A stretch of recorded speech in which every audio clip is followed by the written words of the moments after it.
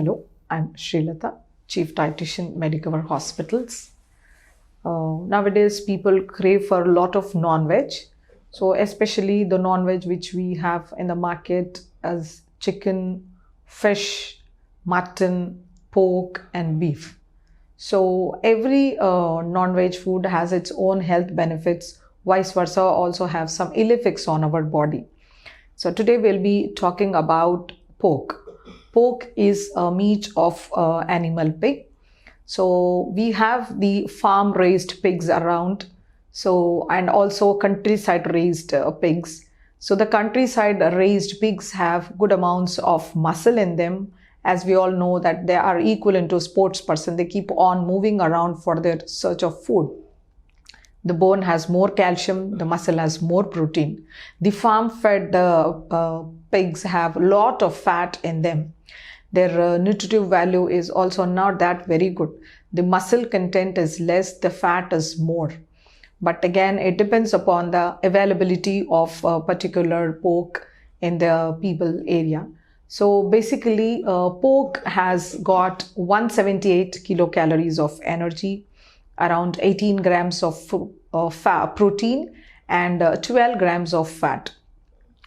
It has got multiple vitamins and minerals. It has got multiple B complex vitamins like riboflavin, niacin, cyanocobalamin and folate.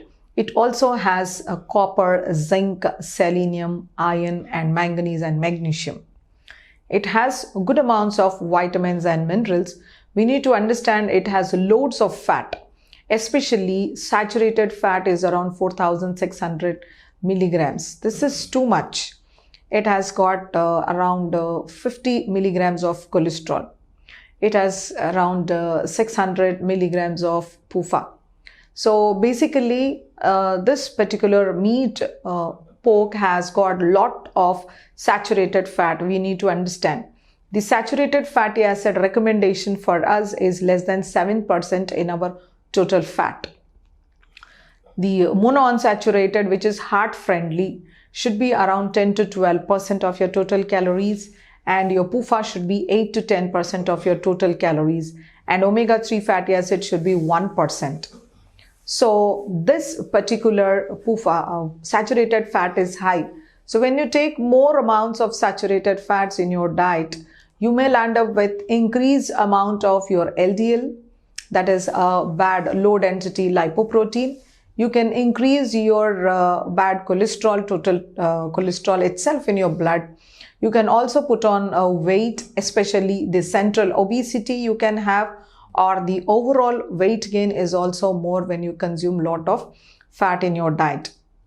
Especially this saturated fat is having the atherogenic effects. It can form as a plague around the cardiac arteries and can lead to heart attack, or it can form a fat plague or a bolus and then can go and lodge in the brain and cause a stroke. It can go to the lungs and can cause the pulmonary embolism. So the limited amounts of pork should be consumed. We cannot overdo on the consumption of the pork. Likewise, the preparation or the recipe is most important.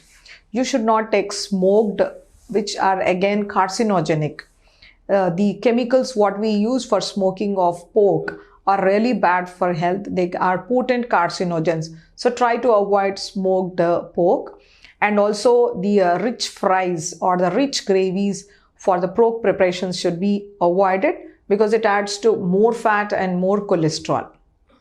So boiled or soup or curry form in limited amounts, around 75 to 100 grams fortnightly should be okay. We need to understand that people who suffer from diabetes, people who suffer from cardiac ailments should try to avoid pork. The best meat or the non-veg for them would be fish, because that will reduce the body cholesterol. It will not allow the thrombus to form. It will not allow the inflammation to set in the body. It will reduce the atherogenicity of the arteries. So for diabetics, ideally, fish is excellent and small amounts of chicken can be consumed. Lean meat or lean pork occasionally, fortnightly, 75 to 100 grams can be consumed. or monthly, twice or once can be consumed, and a basic proper recipes which will not demand for more oil or butter or fat.